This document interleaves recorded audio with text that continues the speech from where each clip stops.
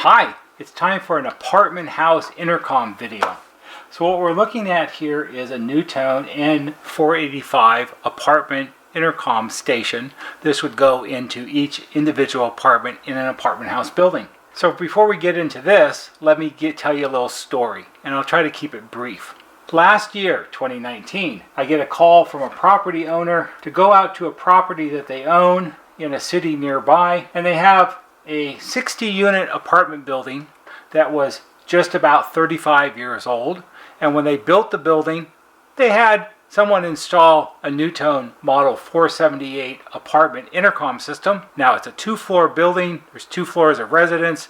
The ground level floor is just the lobby entrance, and outside the lobby door is a directory panel, a speaker for communication, and the people in the apartments can release the door to let the pizza delivery guy in. The problem that they described was fairly common. The communication with the lobby entrance had become somewhat intermittent, and they were having a problem with getting strange sounds out of the lobby speaker outside by the door, and periodically the lobby door would unlock all on its own, which you don't really want because you don't want strangers coming into the building on their own when they want to. You want some amount of security. The property owner, who is also the builder who built the building when it was new, said that the system had never really been serviced beyond having their handyman replace the little push buttons on the entrance directory panel occasionally when they would break. Other than that, nothing had ever been done. So to me, this was going to be a fairly simple and straightforward service call to do. It's like a lot of apartment intercom systems. It's been somewhat neglected over the years. The amplifier will need to be rebuilt, and the switches and apartment stations need to be cleaned and serviced to make them more reliable, and in the end it all should be good and everybody should be happy. I went out on the first service call and observed what was going on, and their description was very accurate. They agreed that we should remove the amplifier, and I brought it back to the shop and I rebuilt it and tested it, and it was fine, and it just had the normal age-related problems that a 35-year-old amplifier will have. You have to remember that the amplifier is on and running 24 hours a day, 7 days a week for 35 years, and that racks up a tremendous amount of hours on the amplifier, and that's why it needs to be rebuilt. On the second service call, the amplifier was reinstalled. We tested it with a test speaker that we keep in the service truck, just the test speaker, the lobby speaker, the door release, just to make sure that all works correctly, and it did. And then we began to hook up the wiring from all of the apartment stations, and as we hooked it up and hooked it up and hooked it up, we started to develop a problem where the door release would release on its own randomly. And it wasn't randomly like once every 3 hours, it was randomly like once every 2.5 minutes, which was bad. So this is a good indication to me that the problem is the switches in the apartment stations are excessively dirty, and they seriously need to be cleaned, and usually once you do that, it'll settle down, it'll be fine, and everybody will be good to go. With the help of the building manager, we obtained keys. They had already sent a notice out to everyone that we would be there that day and to expect us in their apartment if they weren't home. We proceeded methodically on the first level to go through and clean the switches in the apartment stations. One of the advantages that we had on this particular installation was, instead of loop wiring the apartment speakers down the hallway, every single apartment speaker had its own 6-conductor NuTone cable, and it ran back to where the amplifier was located, so you could actually isolate each apartment individually if you needed to, which is a lot of wires, but for troubleshooting purposes, it's not a bad way to go. What we found as we went through and began to clean switches, and I'll remember to put a little banner that pops up right here that takes you to a video that shows how to do that. As we started cleaning apartment stations, we expected the problem to gradually become better and better, and at the end it should be gone. What we found was something entirely different. As we went through and we began cleaning the switches in the apartment stations, the problem actually became worse and worse and worse. And not only was it causing the door release to unlatch on its own, but it was also causing communication problems where you could only get the communication to go one direction and not both. This was quite disconcerting because I've gone out on apartment buildings and cleaned switches and speakers and service systems for almost 35 years. And this is a pretty routine service call, and this was somewhat unsettling. Fortunately, because the system was all home run back to the amplifier, we were able to identify the worst offenders, and also fortunately I had some completely refurbished N485s with me. The decision that was made that we would replace as few as possible while cleaning the rest to make the system serviceable again. Now, this particular installation, this may have been somewhat of an unusual problem because the building is located near the water, and sometimes when you're near the water you get additional corrosion problems and things like that, which the manager said was always a problem with this building because being near the water and all. Their primary concern, like most good building owners, is that they want the problem solved so their tenants are happy. We ended up replacing, I think we replaced between 15 and 17 stations with refurbished ones. And the system settled down, and that was probably well over a year at this point. I haven't had a call back, so I guess we did a pretty good job. They must be happy. Thumbs up to us. This is actually one of the stations that we pulled out of that building. We save everything like this because anybody that has these knows NuTone has not manufactured any of these. It's probably been close to 15 years now. It's not like there's a lot of brand new ones of these floating around in the world. So when you need them, you need them. Because of the problems with the switches, which are on the other side of this board right here, I launched into a search to see what we could do to come up with replacement switches that could be put onto one of these boards. And that way we could totally rebuild the board instead of just clean the old dirty switches. Because obviously in this particular case, cleaning the old and dirty switches didn't solve the problem. In fact, all it did was make the problem worse. And we were actually somewhat annoyed when we were out there because we didn't expect that. That was very odd. So let's go ahead and take this apart. And I'll show you what we got. Lift this out. And you can see right here on the back of the speaker cone, it says 103. That was the apartment that it came out of because we labeled it when we took it out so we could keep track of what we did. Alright, so here's the switchboard assembly. And here's the front side of it. These are actually fairly straightforward and fairly simple. You have a sliding switch here, which is just the door release switch. This one's old and somewhat gummy. I know this is not Feel-O-Vision, but if you move it this way, you can tell it's kind of gummy and sticky. These usually are never much of a problem. It's a very simple slide switch, a little deoxit cleaner in them, and move them back and forth and clean the crud off the front like this. See the kind of stuff that builds up in apartment speakers? Not a big deal. We have our two plunger switches, one here and one here. We have a couple resistors. In fact, there are what look like 4 resistors, but only this one right here is an actual resistor with a resistance measurement. These 3, this one, and this one up here that's hard to see, you'll notice these only have one band on them, a black band. That means that these are what are called 0 ohm resistors. Basically, it's a jumper link. It's not really a resistor. It was put in there because it probably made the manufacturing of the board simpler because they only needed one machine to jam resistors into holes. So it was just simpler to do it that way.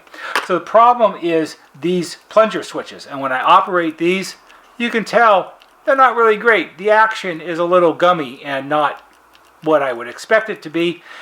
The search that we lit off on was to see if we could find replacements for these. Now what you have to remember is this board was designed sometime back in the late 1970s. So if you want to make the math easy, this board was designed approximately 40 years ago. These type of switches were very popular in the 60s, 70s, and early 80s, but not so much anymore nowadays. Finding exact replacements, because they have to be exact. They have to fit on the board correctly, and they have to stick up off the top of the board, and the stem has to be the right length, and they have to be spring loaded because they have to work in the grill assembly just like these do. So finding replacements for these was my job. Now, if you go to Google and you do a Google search and you write in Plungers switch, you're going to come up with 13,767 different possibilities. If you read the descriptions, they don't tell you much.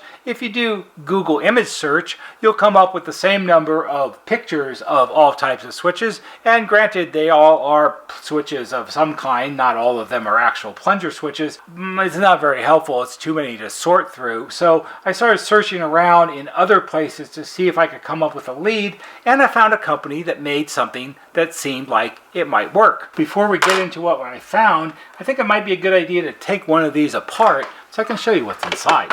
So these are the two. These are not the two on the board I just showed you. These are two from another board, exactly the same kind, that I took off earlier just to make the video easier to make.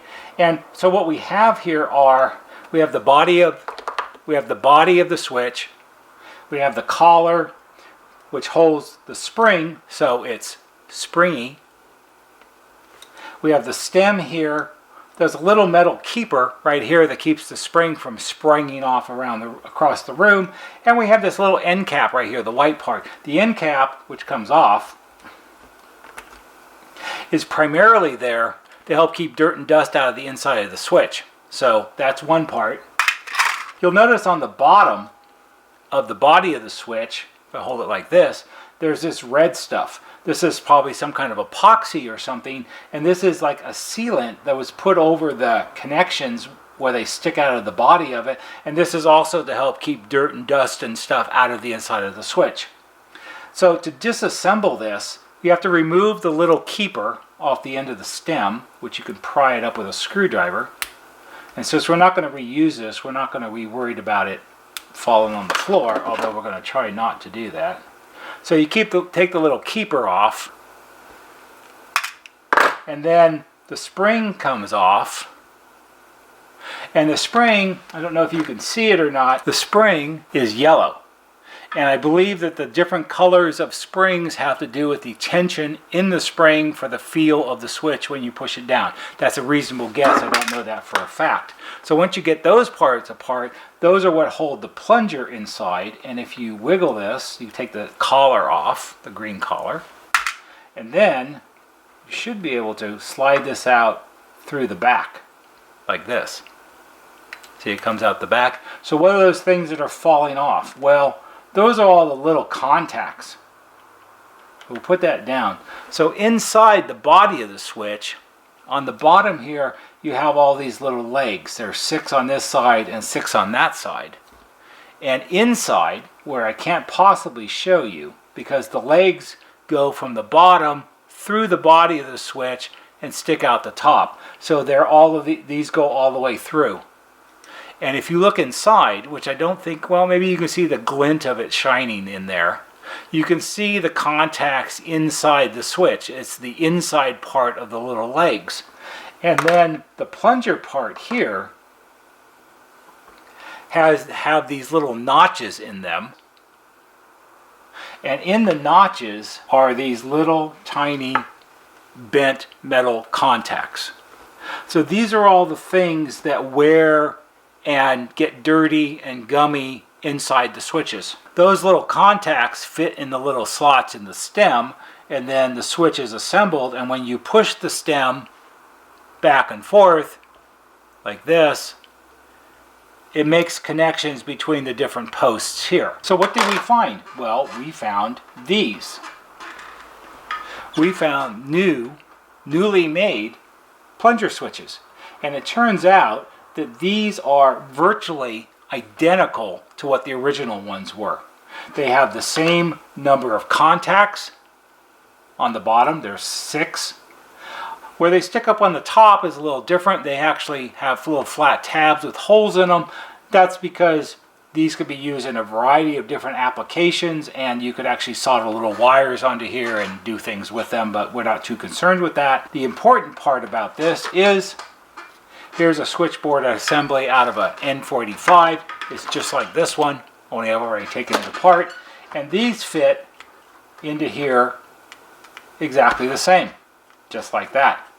And as far as I can tell, in lining things up when I was comparing them, they're all dimensionally exactly the same size. Now, you might wonder, well, if this all happened like a year ago, why are you making this video today? These are not all that commonly available. And some of the ones that we had to order, while the manufacturer and the vendors that sell them said they were available, they were not an item that anyone had in stock. So, for instance, this one right here, which is the one that held up the whole thing for months and months and months, when I needed to order these, I wanted to order like, I really wanted to buy 2 just to see if they were the right kind or not. Nobody had them in stock. I checked with the manufacturer. They said, yes, we can make those if somebody wants to order them, but we don't make them. They're like a special order, really. My regular component vendor had them listed as for sale, but I didn't want to buy 100 of them. I only wanted to buy a few of them, so I decided that I would buy 10. They said lead time on it would be somewhere between 3 and 4 months to get them. And I waited, and I waited, and I waited, and I waited, and periodically there would be an update that, yes, we still have your order, and we're still waiting to get them in. So what we're going to do now, you get to see me do it live, we're actually going to mount these on the board, and we're going to put them back in the faceplate and see if they actually fit properly. Because I haven't actually done this yet. This is the first chance I've had to get to this. So we'll put these in place. It's important to get them lined up correctly so they're fully down on the board as they should be. I think you can see me do this. So once you get it tacked in place, it will be easier. Here's one.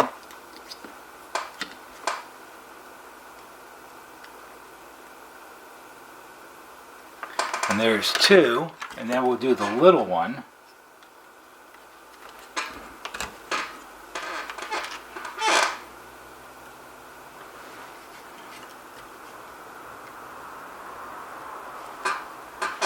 Like that. And even though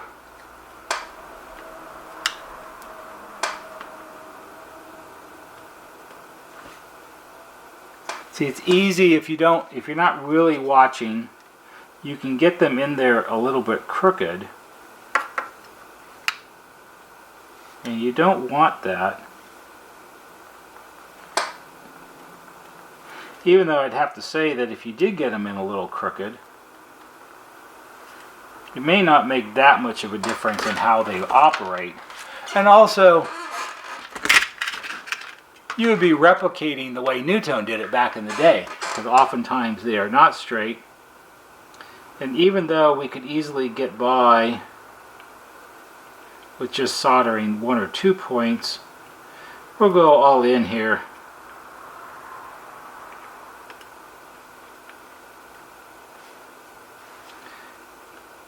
And solder all of it.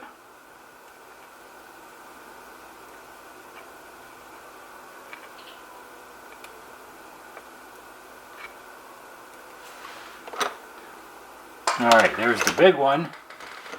Now we'll try to do the little one here. This is always harder to do.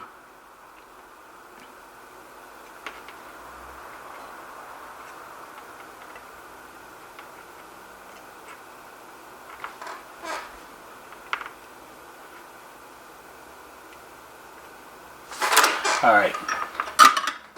If you're not making a video. So now they're soldered in place, just like the real ones were, the original ones I should say.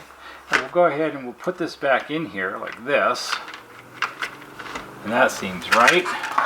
And we'll put all the screws back in to make sure it's held in the right place.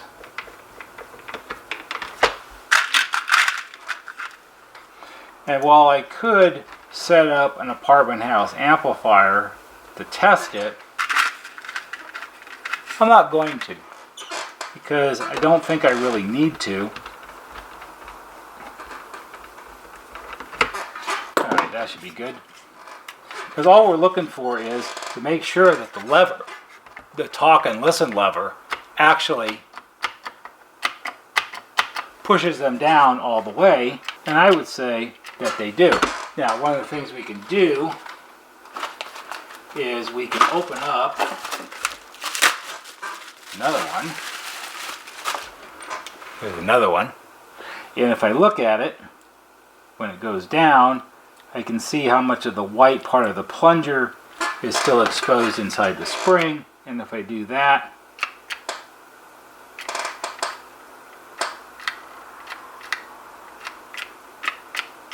that seems pretty close. The other thing we can do is we can measure it, because it's easy to tell by the way the circuit is drawn on the back of the board which connections are going where.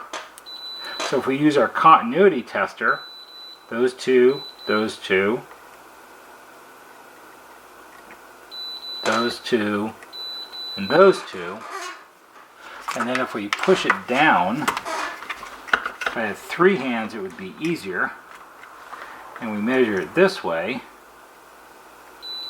those two should connect, and those two, and those two, and those two, not those, not the, sorry, that's me with it slipping. Okay, so all the electrical connections are correct. So if we do the little side, this is easy because those two and those two do, and those two and those two don't. And then we push the switch down, and we hold the probe as carefully as possible. And that's good. And that's good too. So we have electrically proven that it's correct. And the final test would be to set up a 478 amplifier and do a practical test. And I will do that in another video when I have a customer send me a 478 amplifier for repair. So what we have now is, instead of an old and tired switchboard assembly out of an N485, we have a, I guess, partially refurbished N485 switchboard assembly. These two are new. This one is not. This one is proving to be difficult to find, primarily because it's not a slide switch is not a terribly difficult thing to come up with. The part that makes it kind of difficult is the legs here, where they stand up off the board. These are much taller than average, and I'm having a hard time finding ones that are the right length, so when you put this back in the grill assembly, the end of the switch pokes through the hole properly, so it's easy to move back and forth. So it's just a matter of continuing to look until we find some somewhere, and that would be easy to replace. Also, there really isn't anything else that this board would need. This resistor, there would be very unlikely there would ever be a problem with it, and the other ones are basically just wire jumpers, so nothing to go wrong there. Now we have the ability of rebuilding switchboard assemblies for N485 apartment stations. We already have the ability to do cosmetic restoration, clean up the grills and the plunger switches so they look more presentable than they often do at this point. Especially the white ones turn out very nice, but the ivory ones are fine also. So we can rehab these, and we have replacement speaker cones for them, so that's not a problem if you need that. And it gives people another option to refurbish their systems instead of spending tens of thousands of dollars to replace them. I hope you found this interesting, and perhaps for some of you it would be helpful. If it is, give it a thumbs up on YouTube, because that always helps. There'll be a banner right here that shows you how to subscribe. Go to our YouTube homepage, click on the bell, and when you click on the bell, click on it to receive all notifications, and every time we post a new video, you'll get a notification and you can watch it. That's all for today. See you on the next video.